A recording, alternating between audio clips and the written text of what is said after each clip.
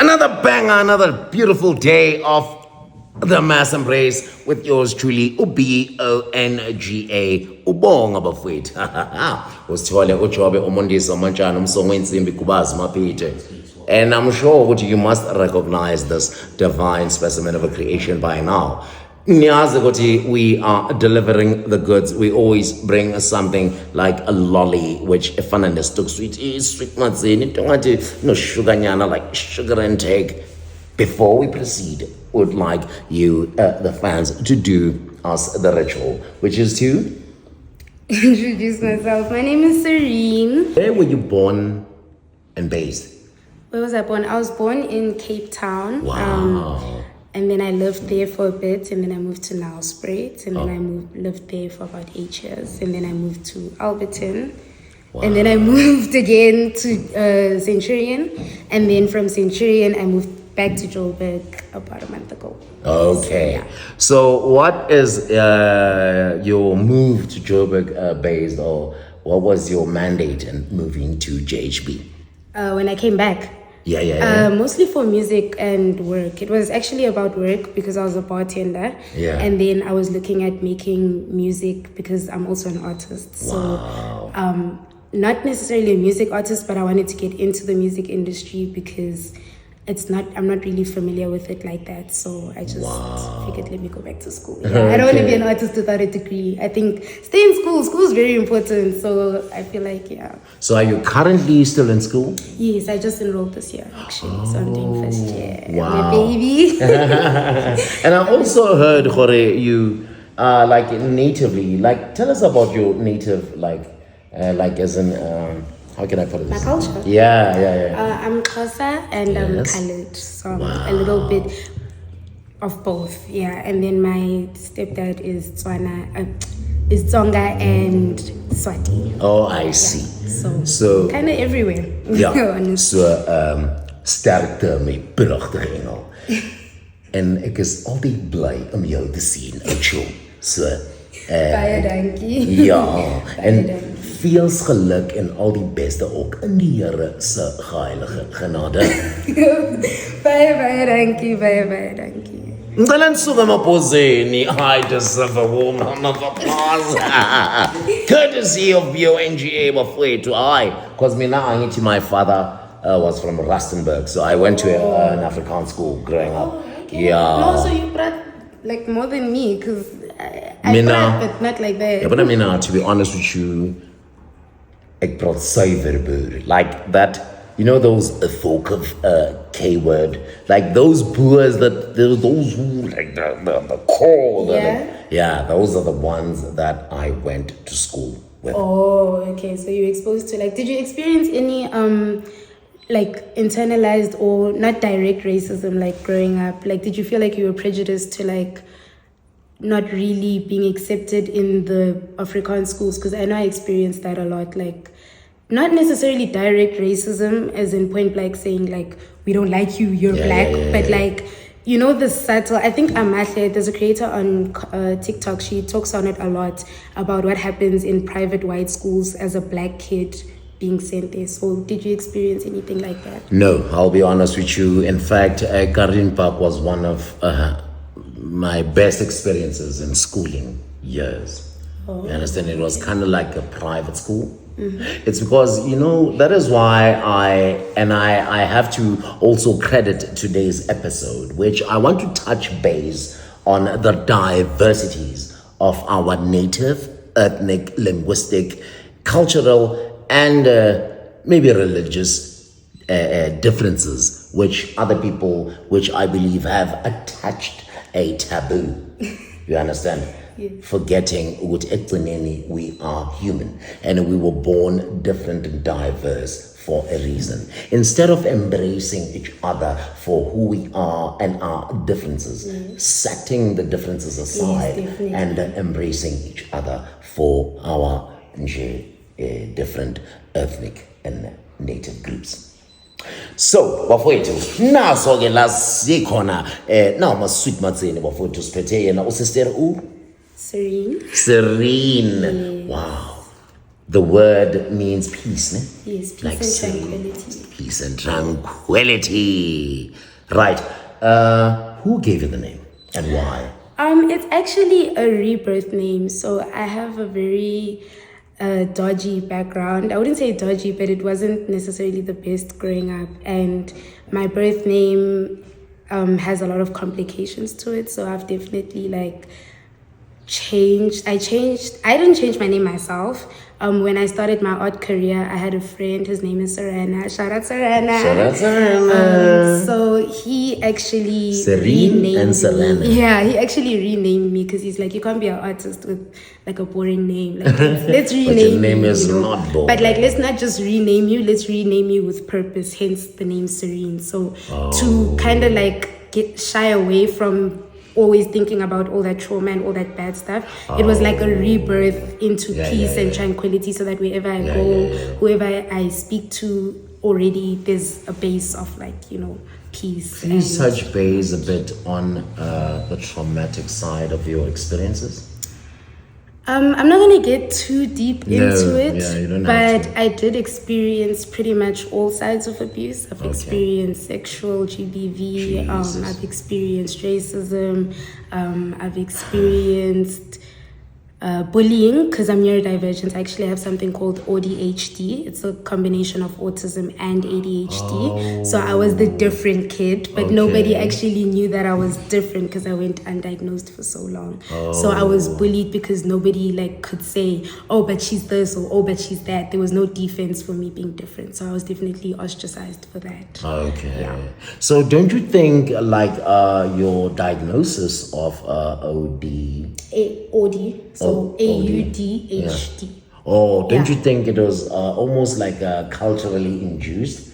Because sometimes, remember, I'm also a cultural person. Yes. And sometimes we have cultural things which are based in us, or rather gifts, let me put it that way, which, you understand, that which almost ambulate in different forms. Because sometimes they torment you. You get sleepless nights, you get dreams and whatnot. And then when you talk to the elders, then you are told that you need to be in touch with your pedigree. Yes. Oh, okay. Yeah. So with me personally, I got sick. What happened was I actually got sick for quite a while, and we were going around different types of doctors trying to figure out what's going on. So I got a Western term for it, and I also got a cultural igama lesintu for it, which is that I'm a traditional healer. Wow. So alongside me having that gift, I also do have ADHD. And I feel like a very big problem in South Africa is that they tend to overshadow. There's two sides to it. There's overshadowing mental illness and just claiming it to be part of the gift, and then there's also the other way around. People, I've lost my train of thought. Be free. People that feel as though they cannot accept their gift because they feel as though it is a Western problem. That's what I was trying to say. Wow. So, there's that. And then there's also a lot of religious tension between the two, because a lot of Christian people feel as though they can't accept their gift due to them being in the margins of Christianity. And then there are those that feel as though they cannot be Christian because they have now accepted itongo. That's what it's called. The gift is called itongo. Okay. So they feel as though they can't accept that because they're already switched over. And I personally feel like there is no such thing as a fine line, because it's not really spoken about a lot, but a lot of sangomas actually still remain Christian. It's just that we undo the bad things that were taught to us, because there was a lot of forced religion. I feel like religion was very forced upon. I don't feel like it's factual. It's actually factual. Religion was very forced upon South Africans. It was not our original belief system. So I did religious history. I also studied normal history. So when the settlers came, it did become more of, it wasn't really a choice to become Christian. But I feel like those that still choose to remain Christian, I feel as though they should definitely not demonize our religion, and those that remain Sangomas should not hold immense prejudice to the new generation of Christians, because I feel like the new generation of Christians with like my generation, I found that a lot of them have a personalized relationship with God, not rather a church-based or institutionalized type of relationship, because I found that in research, a lot of people are hypocrites, let's put it like that. A lot of people like to contradict themselves, and it's causing a lot. I've actually found that in the last 5 years, causes friction. It causes people to leave the religion, because people are so mean in, like, you know, how they do things, how they carry themselves, how they address certain topics, homophobia, xenophobia, just that whole clash of religion. I feel like it doesn't really necessarily affect our generation as much, because not that it doesn't affect, but it's not really our line of thinking. We are more independent, not really listening to, you know, the different grades or other generations like the millennials and the boomers and all of that. So yeah, I definitely think things are different now, and people should accept the difference and not try and, you know, accepting the difference and the diversity of our native, ethnic, linguistic, religious, and cultural differences. Love. That is why I embrace the word love. And that's the exact mandate and the statute of this episode. It's to rather dilute or rather chop down the taboo which has been labeled, especially on your side, because I believe that, in my opinion, I feel like many people have misinformation I definitely agree. about cultural topics. So it's always lovely to have a guest, which I'm honored today and now to actually educate us. You understand? Now, me included. You understand? Because there are things that I lack information where culture is concerned. So going back,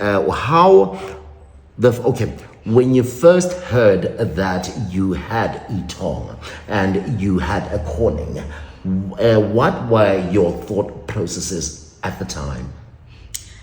So it was about 5 years ago, and I actually got thrown into this whole situation without knowing a clue about being a Sangoma or Iqeha, whichever term people prefer. I didn't know anything. I was quite hesitant because I had the misinformation that you're speaking of. Yes. And I was very apprehensive. I would definitely say I was very apprehensive about the whole thing, because I just felt like everything was rushed on me, and I didn't really get like answers. If I ask questions, it's viewed as disrespectful, of which that's a whole different topic. Like your family elders? No, elders in general. Like asking in questions general. It comes across as very disrespectful. Of which I'm just trying to understand, because you can't just change my entire belief system, without helping me understand what I'm actually going to into. Process all that information. Exactly. So I just felt like everything was very rushed, and at the time I was also battling my own mental illness. I have something called borderline personality disorder. So I was like, I hadn't been diagnosed, and apparently I was having episodes back to back. And I feel like because I was so misinformed, it actually caused me, I think 2021, to go into something called spiritual psychosis. Wow. Because of the level of misinformation, and now I must find my resources online. I'm watching the wrong information, and you kind of lose your mind in a way, of which I feel like it's not a scary thing as long as you know exactly what's happening, but nobody ever knows what's happening. So I was actually then demonized by other traditional healers and told I have demons, I have this, I have that, and they did all types of cleansings, of which didn't actually do anything, because at the end of the cleansing I'd feel exactly the same, and I'd say, but that wasn't the issue. Yes, maybe I feel like refreshed because I've been cleansed, but I still have mental illness. And my other question, which I've always wanted to know, What is the difference between iSANGOMA ne iNYANGA?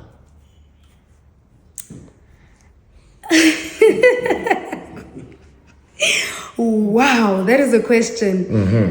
iNYANGA, to my knowledge, I didn't really spend a lot of time in Ep28. I did finish, I graduated, I'm a Kobela now, but I'm not really familiar with the cultural terms, but I'll put it as iNYANGA, I know it to be ukobela, the person that initiates you, the person that heals you, the person that can hlola, and stuff like that. And then iSANGOMA it's a very broad term actually, in my opinion. It can't really, it refers to anyone, in my opinion, that has a calling, because callings, it's not really spoken about, but there's something that I've been meaning to address for quite a while when I start posting again on social media, and it's people not understanding that a gift doesn't necessarily mean that you're going to be a pehlweni. And also, it doesn't necessarily mean that your gift is to heal people, like specifically, like let's say yakbamba, and then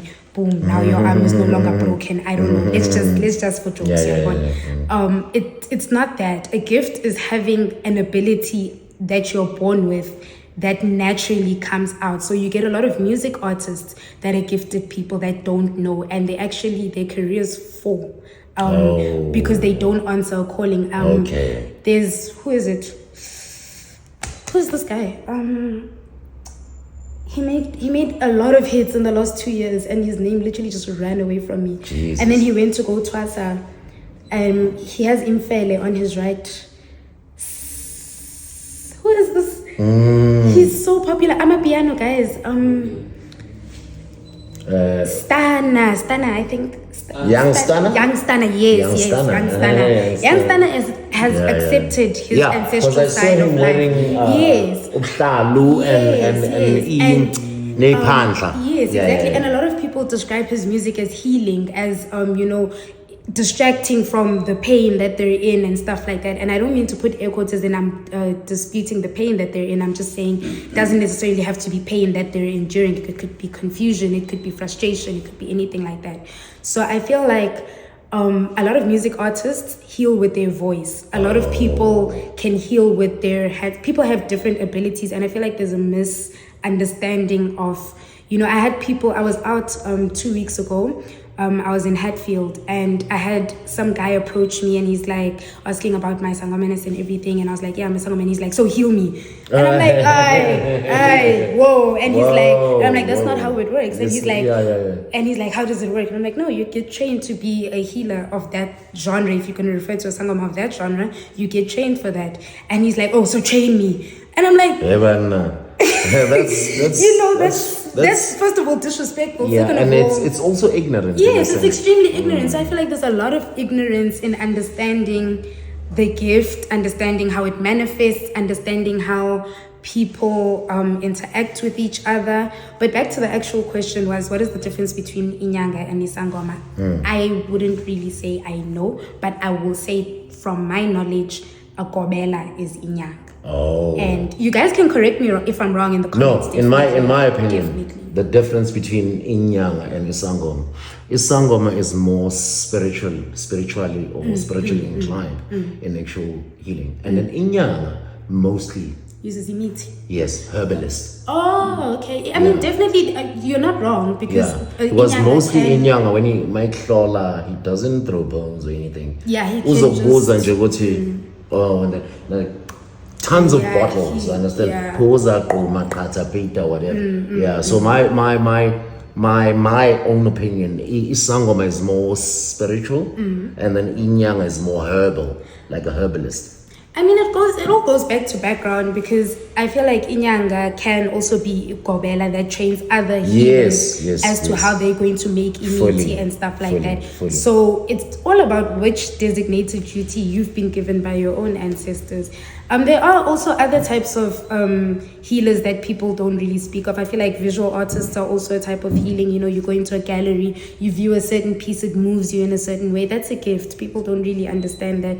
It doesn't mean you have to go epehlweni to go and learn how to make amayeza, because that's not your gift, you understand? So I feel like a lot of people find out that they have a tongo or find out that they have a gift, and then the Gobelas themselves sometimes abuse their power and choose to then be the one to do things because maybe they want to make money, maybe they want to do something that shouldn't necessarily be done. And we've seen a lot of controversies where Abokobela even go as far as having consensual sex with what you call the initiatees, yes. In the guise which your abadala have revealed to me, which in order for me to pass the gift, and I have to sleep with you. And there's never been such. There never will be such. It's not true. Like I just feel like it upsets me so much because you are, number one, tarnishing the name of traditional healers as a whole. Nobody's going to take us seriously. Yes. And then number two, you yourself, you're doing black magic at this point. There's good magic and there's bad magic.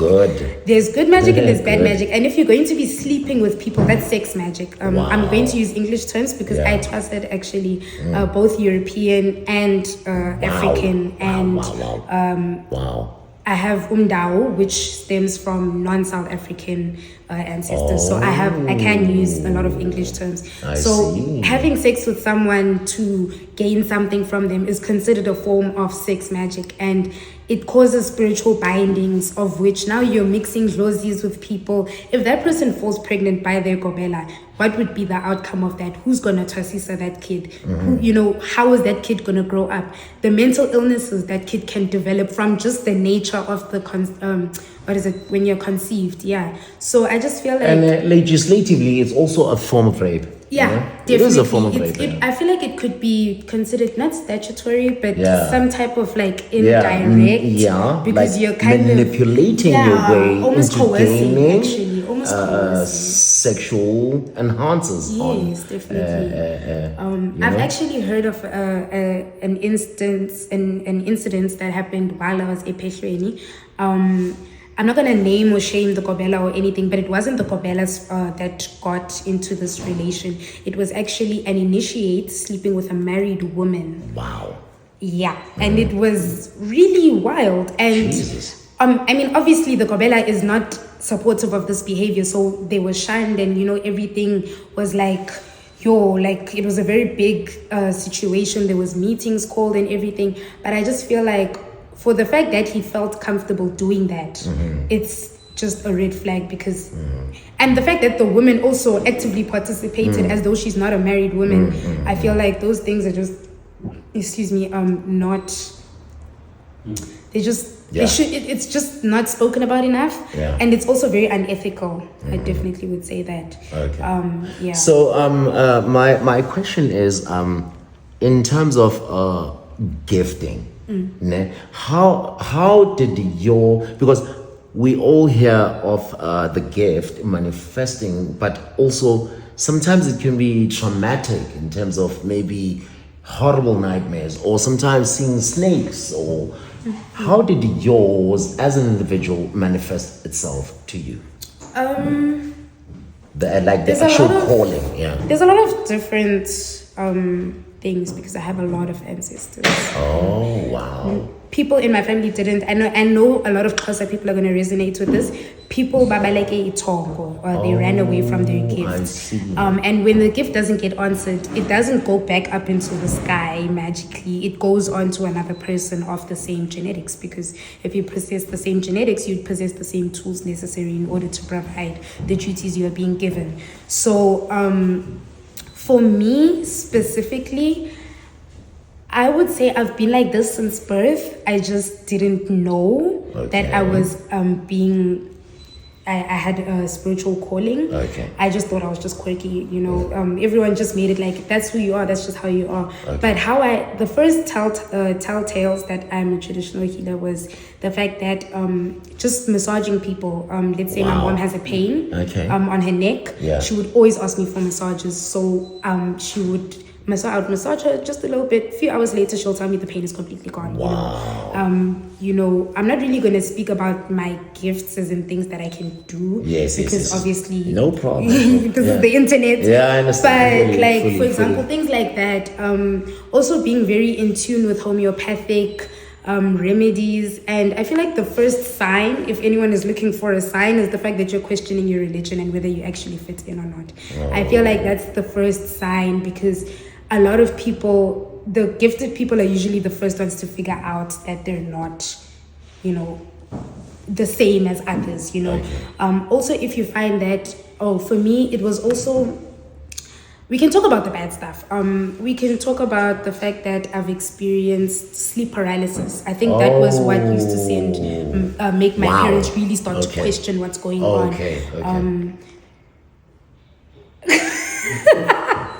What the heck? I used to experience a lot of sleep paralysis. I would wake up in the middle of the night. Wow.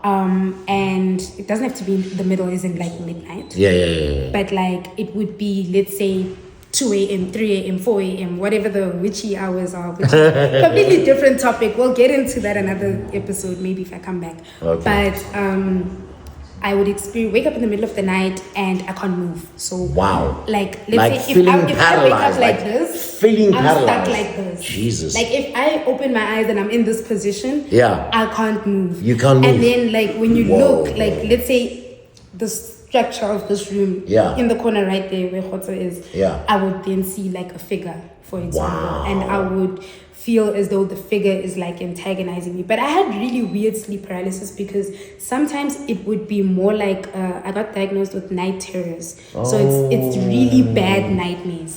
So that was also like a sign that like, hey sister, you're waking up, you're shaking, you're sweating, it was really and it caused a lot of paranoia and worsened my anxiety. And I've had insomnia since I was 10 years old.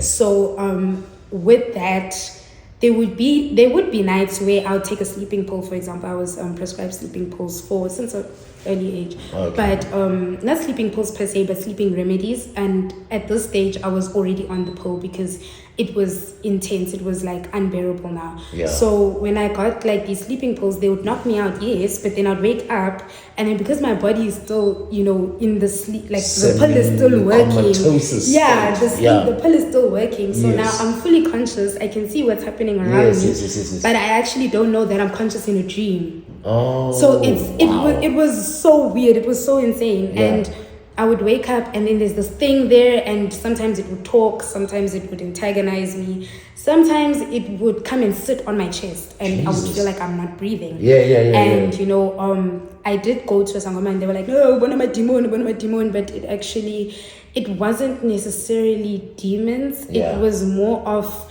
my own internalized fears coming to life due to high stress situations, due to the gift coming out and me not answering because I don't know.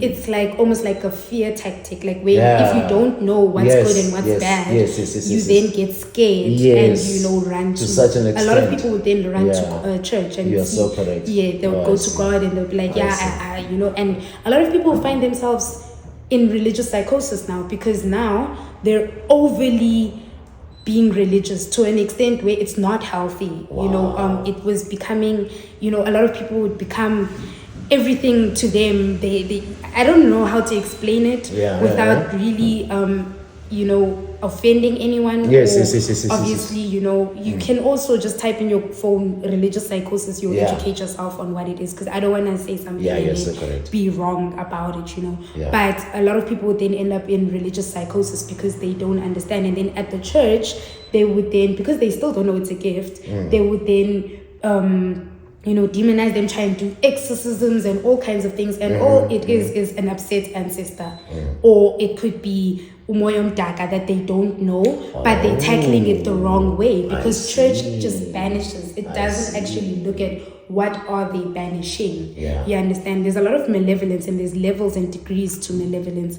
So I feel like a lot of them just go straight into demon, which there's degrees. You can't just attack. I've even had a Gobela cleanse me, and they cleansed me so wrong that the thing that they were trying to remove retaliated, I guess. Jesus. It retaliated, became very insane, and then I went to another healer and they said no, it's because the healer was uneducated on what they're doing. I understand. This type of thing is dealt with in this way. Okay. This type of istrito, let's just call it istrito, because let's generalize and say istrito. Istrito is a general bad term for black magic, bad luck, anything bad. So they'll say this istrito is not meant to be dealt with like this. It's meant to be, let's say, driven out rather than out. You know, it's meant to be like over a process of time, you deter it. That way it doesn't come back, because the way he dealt with it just came right back.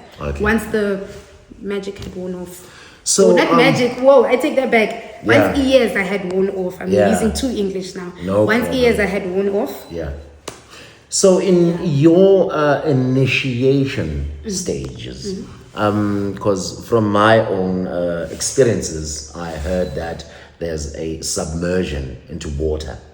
Oh yes, definitely. A lot. And what I heard is that there's an experience during the submersion of water, because there are people who've there was a lady I know during her submersion. Because once the Kobela put her, she says something snatched her. Oh. Yes, to such an extent that everyone was terrified. Then something snatched her into the water. Into the water, like grabbing her by the leg. Okay. Yeah, something slithery, like a lizard or a snake. Okay. And then she allegedly says that she went so deep that she went to the actual underworld, underwater world. Yes. Like that, yes. Where there was like a cocoon, where there were like a group of elders wearing like a regalia, like yes. And they told her that she had a gift, and they actually gave her shoba.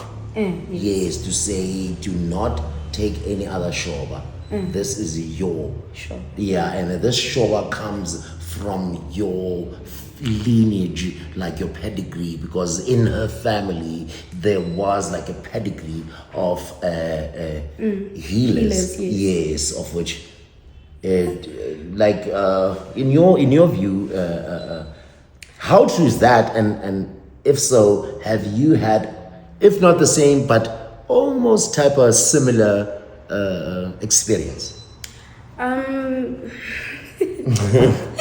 This is okay. The top of the underwater world. Yes.